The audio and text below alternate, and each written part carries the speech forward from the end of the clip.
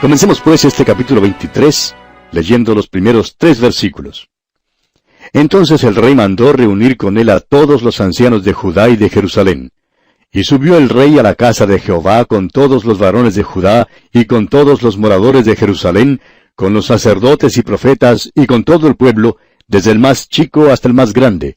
Y leyó, oyéndolo ellos, todas las palabras del libro del pacto que había sido hallado en la casa de Jehová.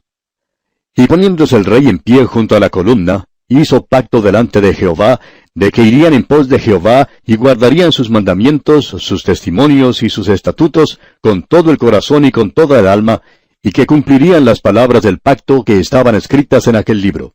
Y todo el pueblo confirmó el pacto.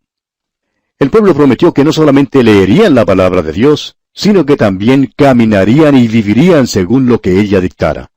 Se dieron cuenta que necesitaban conocer el contenido de la palabra de Dios y que les faltaba vivir conforme a ella. Creemos que es muy posible que nuestras iglesias experimenten un verdadero reavivamiento. En efecto, estamos convencidos que esta es la verdad. Sin embargo, antes que tal cosa pueda ocurrir, es necesaria la convicción de pecado que sólo la palabra de Dios puede traer.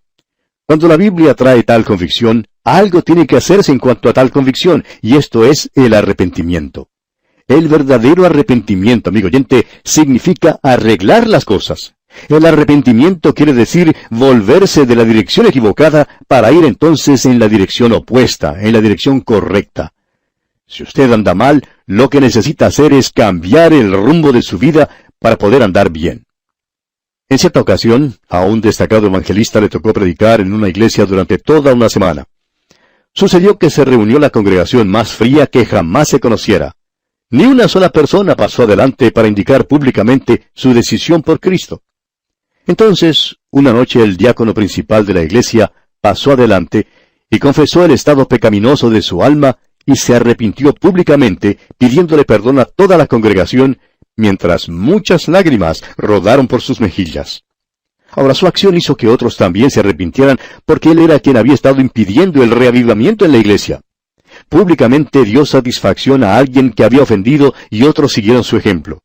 Luego fueron de puerta en puerta a las 2, 3 y 4 de la madrugada para que los hermanos pudieran buscar la reconciliación con quienes habían ofendido. No pasó pues mucho tiempo antes que todo ese pueblo conociera un verdadero avivamiento. El arrepentimiento, amigo oyente, fue el primer paso. Eso es lo que ocurrió en esa ocasión y eso es lo que ocurrió en los tiempos de Josías. Josías se arrepintió y esto influyó sobre todo su pueblo. Ahora otra cosa ocurrirá. Josías pondrá en operación un plan muy audaz. Era valiente. Tenemos que dar una mirada allá al segundo libro de Crónicas, capítulo 34, versículo 33, para darnos cuenta de esta parte de la historia. Dice allá: y quitó Josías todas las abominaciones de toda la tierra de los hijos de Israel, e hizo que todos los que se hallaban en Israel sirviesen a Jehová su Dios. No se apartaron de en pos de Jehová, el Dios de sus padres, todo el tiempo que él vivió. Aquí vemos que Josías aplicó su arrepentimiento a cada área de su vida y de su nación. Quitó todas las abominaciones que practicaban y mandó que sirvieran al Señor. Volviendo ahora a este capítulo 23 del segundo libro de los Reyes, leemos en el versículo 4, entonces mandó el rey al sumo sacerdote Hilcías, a los sacerdotes de segundo orden y a los guardianes de la puerta, que sacasen del templo de Jehová todos los utensilios que habían sido hechos para Baal, para Acera y para todo el ejército de los cielos, y los quemó fuera de Jerusalén en el campo del Cedrón, e hizo llevar las cenizas de ellos a Betel. Josías quitó la idolatría. Todas las cosas que tenían que ver con la adoración de Baal fueron quemadas fuera de la ciudad de Jerusalén en el campo de Cedrón. Las cenizas luego fueron llevadas fuera del pueblo para que el pueblo ni siquiera pudiera mirarlas. Josías, pues, quitó por completo esta abominación de la idolatría. Prosigamos ahora leyendo los versículos 5 hasta el 7. Y quitó a los sacerdotes idólatras que habían puesto los reyes de Judá para que quemasen incienso en los lugares altos en las ciudades de Judá y en los alrededores de Jerusalén, y asimismo a los que quemaban incienso a Baal, al sol y a la luna y a los signos del zodíaco y a todo el ejército de los cielos. Hizo también sacar la imagen de Acera fuera de la casa de Jehová, fuera de Jerusalén, al valle del Cedrón, y la quemó en el valle del Cedrón, y la convirtió en polvo, y echó el polvo sobre los sepulcros de los hijos del pueblo. Además derribó los lugares de prostitución idolátrica que estaban en la casa de Jehová, en los cuales tejían las mujeres tiendas para Acera. O sea que Josías no solamente quitó la idolatría, sino que también quitó la inmoralidad. Derribó las casas donde tenían lugar las orgías pervertidas. Esta quizás sea una declaración un poco audaz, pero aún dentro de la iglesia hoy en día se está comenzando a aceptar el sexo pervertido. Allá en el primer capítulo de la epístola a los Romanos, el apóstol Pablo nos dice que Dios entregó a sus pecados a quienes se ocupaban en esta clase de cosas. Y creemos que Dios entregará a cualquier nación que favorezca o legalice este tipo de inmoralidad. Josías tuvo el valor de condenar a los sodomitas, y no solo condenó sus acciones, sino que también los expulsó del reino. Toda perversión sexual, amigo oyente, es mala, aun si la iglesia de hoy lo aprueba. Ahora sabemos que hay grupos hoy en día que dicen, bueno, debemos aceptar este tipo de conducta entre adultos que lo hagan de común acuerdo o de acuerdo mutuo, y aun entre jóvenes que estén de mutuo acuerdo, está perfectamente bien. Pero ¿quién dijo que estaba bien? Dios dijo que los que hacen tal cosa recibirán el efecto de su ira como consecuencia. La ira de Dios se hizo sentir en el pasado y Dios no ha cambiado, amigo oyente. El hombre ha cambiado, pero Dios, amigo oyente, nunca cambia. Josías, pues, hizo una gran cosa cuando quitó lo que era malo. Quisiéramos también hablar claro en cuanto a otra cosa. Oímos mucho hoy en día en cuanto al amor. Es verdad que debemos amar a Jesús. Y debemos también amarnos los unos a los otros. Pero, amigo oyente, si nuestras vidas no han sido transformadas, si no son limpias, ni honradas, ni verdaderas, no se puede experimentar el reavivamiento. Es necesario el reavivamiento antes de que podamos amar de verdad. Bien, continuemos ahora leyendo los versículos 8 hasta el 20 de este capítulo 23 del segundo libro de los Reyes. E hizo venir todos los sacerdotes de las ciudades de Judá, y profanó los lugares altos donde los sacerdotes quemaban incienso, desde Geba hasta Beerseba, y derribó los altares de las puertas que estaban a la entrada de la puerta de Josué, gobernador de la ciudad, que estaban a la mano izquierda, a la puerta de la ciudad. Pero los sacerdotes de los lugares altos no subían al altar de Jehová en Jerusalén, sino que comían panes sin levadura entre sus hermanos. Asimismo profanó a Tofet, que está en el valle del hijo de Hinnom, para que ninguno pasase su hijo o su hija por fuego a Moloc. Quitó también los caballos que los reyes de Judá habían dedicado al sol a la entrada del templo de Jehová, junto a la cámara de Natán Melech, eunuco, el cual tenía a su cargo los ejidos, y quemó al fuego los carros del sol.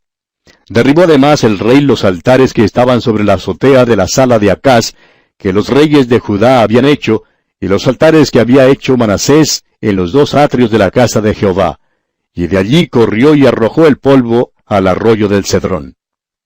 Asimismo profanó el rey los lugares altos que estaban delante de Jerusalén, a la mano derecha del monte de la destrucción, los cuales Salomón, rey de Israel, había edificado a Astoret, ídolo abominable de los sidonios, a Chemos, ídolo abominable de Moab, y a Milcom, ídolo abominable de los hijos de Amón.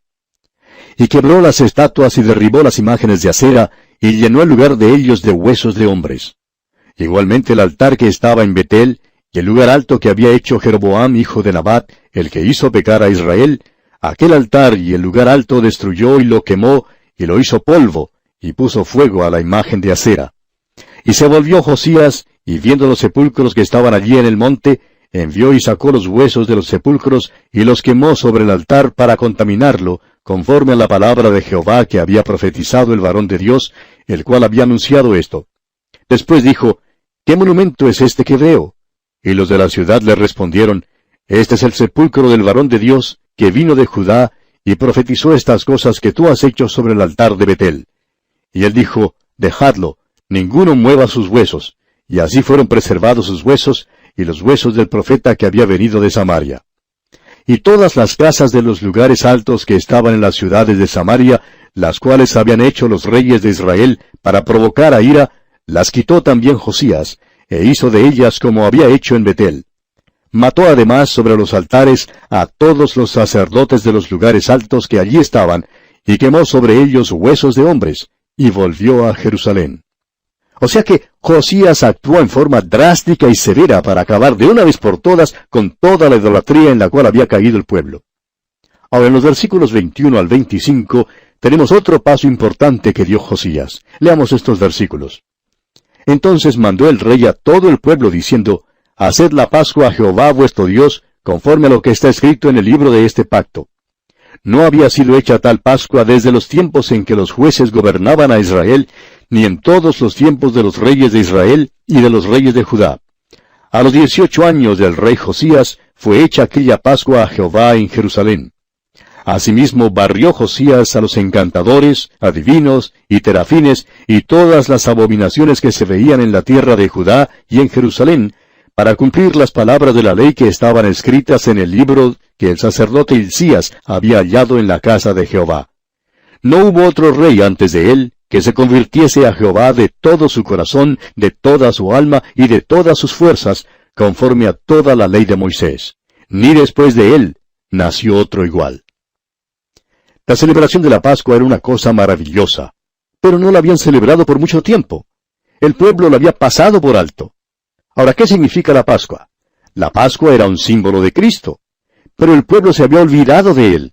Pero ahora, una vez más, le están recordando.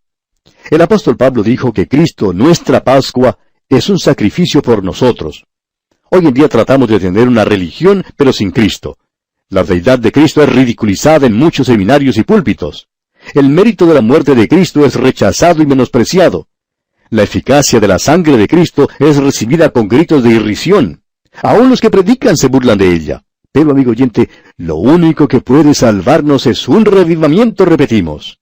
Ahora quizás usted pregunte, ¿podremos tener un revivamiento nosotros? Creemos que sí podemos tenerlo. La pleamar de gran bendición tuvo lugar en el siglo XVI y fue comenzada por reformistas como Martín Lutero, Juan Calvino y Zwinglio. Wycliffe y Juan Knox eran reformistas en los siglos XIV y XV, aún antes de la Reforma. En el siglo XVII hubo otro despertamiento espiritual conocido como el movimiento puritano. El siglo XVIII fue un tiempo de oscuridad y deísmo. Otro gran despertamiento espiritual fue comenzado por Wesley y Whitefield. En el siglo XIX hubo un glorioso retorno a Dios en Oxford, del cual resultó el movimiento misionero. Hacia fines de ese siglo tuvimos los grandes revivamientos que fueron dirigidos por Moody y Finney. Ahora queremos que nos escuche con cuidado, amigo oyente. En el siglo XX no ha habido ningún reavivamiento que haya barrido y sacudido al mundo. Es verdad que ha habido unos pocos revivamientos locales, tales como el del oeste de Canadá y el gran reavivamiento de Indonesia, pero nada más. Y el siglo XX ha pasado ya la historia. Que no nos suceda lo que dice la Biblia en Jeremías 8:20. Pasó la siega, terminó el verano, y nosotros no hemos sido salvos. Apreciado hermano, le sugerimos mirar en derredor. En gran parte del mundo, la humanidad está pasando por un período de depresión. En lugar de buscar a Dios, el hombre se lanzó a la Primera y luego a la Segunda Guerra Mundial. Estas guerras trajeron derramamientos de sangre que jamás han sido igualados ni antes ni después. Pero al parecer esas lamentables experiencias no nos enseñaron nada. No ha habido un reavivamiento espiritual. No hemos conocido ninguna paz desde ese entonces. Ha habido guerras, guerrillas y rebeliones en muchas partes del globo que habitamos. Ahora muchos creen que si salen y protestan, las cosas cambiarían. Pero lo que necesitamos, amigo oyente, es una conciencia y una convicción profunda y verdadera de nuestra vida interior. Nos falta reconocer nuestra frialdad e indiferencia. Permítanos preguntarle, amigo oyente, ¿cuándo fue la última vez que usted le confesó al Señor su frialdad e indiferencia? ¿Por casualidad le ha dicho hoy que le ama? Recuerde, amigo oyente, que Cristo es su Salvador, y estamos convencidos que aún en esta hora oscura de la historia, y tal como aconteció en el pasado, nosotros también podemos experimentar el reavivamiento. La historia de Josías nos da ánimo. Fue durante la hora más oscura en la vida de su nación cuando se disfrutó de un poderoso avivamiento. Es interesante notar, como nos señaló un oyente, que cuando los israelitas andaban bien espiritualmente con Dios, se menciona el hecho de que siempre tenían oro y plata en abundancia.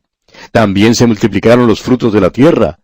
Quizá el motivo por el cual muchas naciones no puedan resolver sus problemas financieros se deba a que no están empleando los medios que deben emplear para arreglar las cosas. Pudiera ser que sus mayores problemas, después de todo, sean de índole espiritual. Y aquí vamos a detenernos por hoy, amigo oyente, porque nuestro tiempo ha concluido por esta ocasión. Continuaremos, Dios mediante, en nuestro próximo programa. Contamos, como siempre, con su fiel sintonía. Será pues hasta entonces, amigo oyente, que las bendiciones incontables del Señor le acompañen ahora y siempre. Continuamos nuestro estudio del capítulo 23 del segundo libro de Reyes, considerando la muerte de Josías.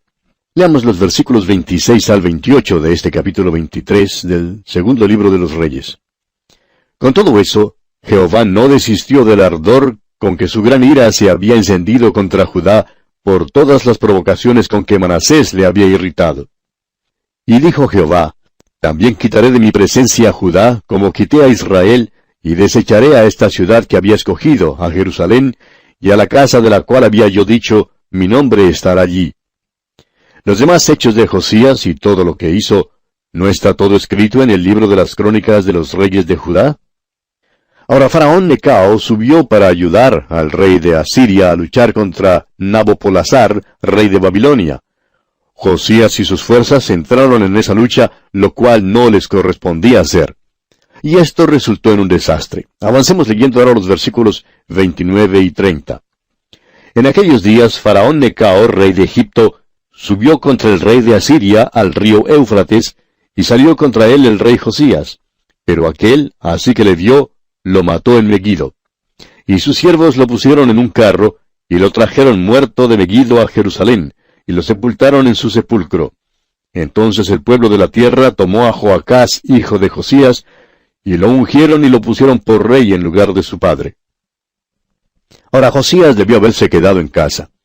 Josías era un gran hombre de Dios, pero aquí actuó de una manera insensata. Entró en una batalla en que no le correspondía entrar, y esto le trajo como consecuencia la muerte. Ahora cuando mataron a Josías, sus siervos trajeron su cuerpo a Jerusalén y lo sepultaron en su sepulcro. Y coronaron como nuevo rey a su hijo Joacás. Prosigamos ahora leyendo los versículos 31 al 33. De 23 años era Joacás cuando comenzó a reinar, y reinó 3 meses en Jerusalén. El nombre de su madre fue Amutal, hija de Jeremías, de Libna. Y él hizo lo malo ante los ojos de Jehová, conforme a todas las cosas que sus padres habían hecho. Y lo puso preso Faraón Necao en Ribla, en la provincia de Amat, para que no reinase en Jerusalén, e impuso sobre la tierra una multa de 100 talentos de plata y no de oro. Es de esperarse que Joacás siguiera los pasos justos de su padre, pero no fue así. Joacás fue un rey malvado. El hecho es que no permaneció en el trono sino por un espacio de solamente 3 meses. Continuemos entonces leyendo los versículos 34 al 37. Entonces Faraón Necao puso por rey a Eliakim, hijo de Josías, en lugar de Josías su padre, y le cambió el nombre por el de Joacim, y tomó a Joacás y lo llevó a Egipto, y murió allí. Y Joacim pagó a Faraón la plata y el oro, mas hizo avaluar la tierra para dar el dinero conforme al mandamiento de Faraón, sacando la plata y el oro del pueblo de la tierra, de cada uno según la estimación de su hacienda, para darlo a Faraón Necao. De 25 años era Joacim cuando comenzó a reinar, y 11 años reinó en Jerusalén. El nombre de su madre fue Zebuda, hija de Pedaías, de Ruma. E hizo lo malo ante los ojos de Jehová, conforme a todas las cosas que sus padres habían hecho. Es decir que Faraón Necao destronó al hijo de Josías y puso en su lugar a Joacim, otro de los hijos de Josías. Joacim reinó por 11 años, pero también fue un rey malo. Joacás fue malvado, pero Joacim fue aún peor. Veremos ahora el ascenso de otra potencia mundial. El gran poder de Babilonia se está presentando en el oriente, en el río Éufrates. Babilonia le está quitando el puesto a Asiria. El hecho es que Babilonia había vencido a Asiria. Babilonia también vencerá a Egipto y se constituirá así en la primera gran potencia mundial. El libro de Daniel nos dará más información en cuanto a este tema. Y es aquí donde debemos leer también el libro de Jeremías. Jeremías fue el profeta que vivió durante esta época. Y fue él quien llamó a los habitantes de Judá de nuevo a Dios, y les amonestó que si no se volvían a Dios, serían llevados cautivos a Babilonia. Pero las palabras de Jeremías les parecieron increíbles a los habitantes de Judá, porque en aquellos tiempos Nabucodonosor, rey de Babilonia, todavía no era tan formidable como muy pronto lo sería.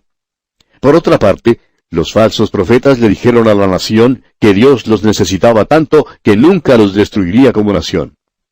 Pero la verdad era que el templo, la ciudad de Dios y el pueblo de Dios estaban en peligro. Pues bien, Dios envió al cautiverio a su pueblo, y el templo fue destruido, y así el pueblo se dio cuenta que los falsos profetas les habían mentido.